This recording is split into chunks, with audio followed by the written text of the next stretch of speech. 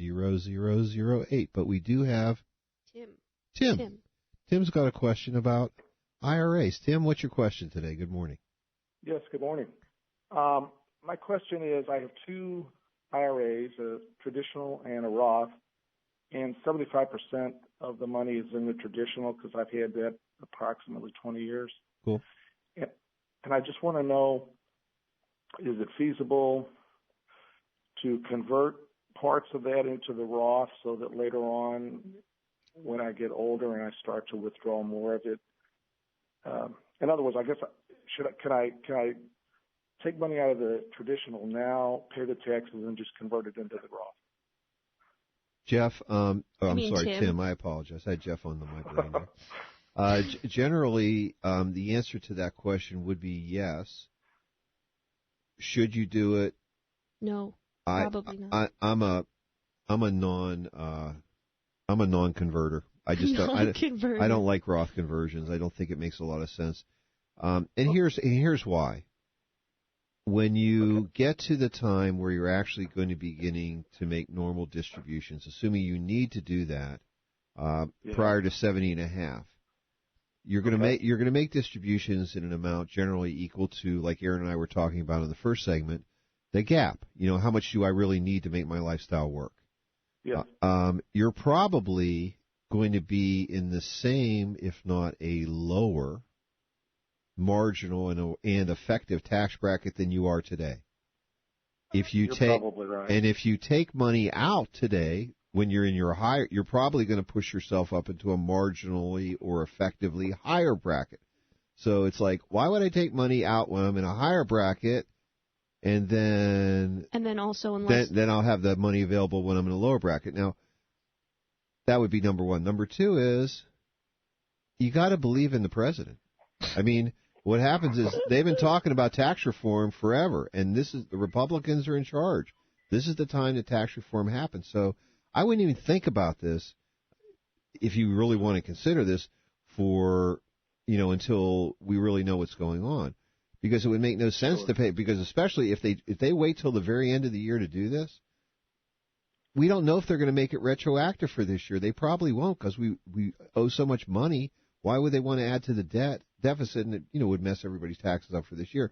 So I would say probably not, unless they do it early in the fall. So you don't see any great changes? Absolutely not. Actually not. And the other thing is, I don't know when you're going to retire.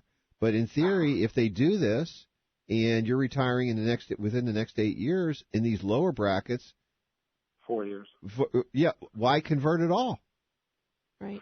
Or I wait till the end to convert when the Dems get back in and they're going to raise taxes again. I mean, that's the cycle, right? Well, it does tend to go that way. So in other words, when I start to take my distribution, probably start with the traditional and just go ahead and pay the tax at that time. Maybe. I mean, what we would probably be doing is, again, if we were advisors, we'd be saying, okay, the faucets are on. Okay, you need to pull in income. That last marginal amount, the amount that you're pulling over that Social Security, the amount that you're pulling in excess of that pension if you have those, the question is, that last dollar that we're pulling out, is it marginally effective to either pull it from your Roth or pull it from your traditional IRA? I mean, you never want to pay more taxes than you have to, but if you become hell-bent, which I do have some clients, you must. That they've listened to so many other shows that it's like, do a Roth conversion. Well, I wait till the end. I wait till the end of the election, right? Until after tax reform has happened or not, and I wait till that last moment when taxes are going up, and then I convert. Yeah, I could see that, because, and then it does go back to what you said originally about the gap, because at least for the time being, I'm probably comfortable enough that when I do start drawing, I'm not going to have to draw a great deal out of the IRA to maintain my income level. Well, that's terrific, Tim. And the neat part here is that, we would probably, again, we haven't met. We don't know what your mix is, et cetera, between these two. We don't know what the amounts are. But we would probably say, if you're like most of our clients, what happens is they've been such great savers, right, Aaron, that all the money, most of their money is sitting inside of a traditional IRA. It isn't a Roth, and a lot of times that Roth really becomes their backup money, right? Their piggy bank for larger capital consumption events because you don't have to pay taxes on that. So that's right.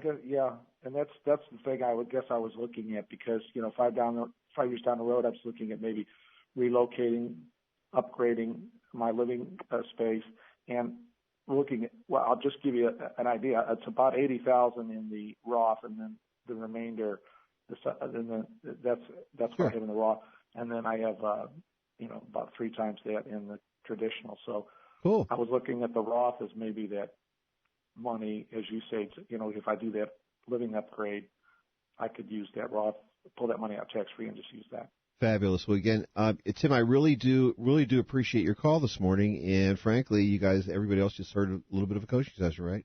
That's right. I mean, that's really what happens. And what's important here is, getting it all out. It doesn't always make sense to be the most tax efficient at every moment.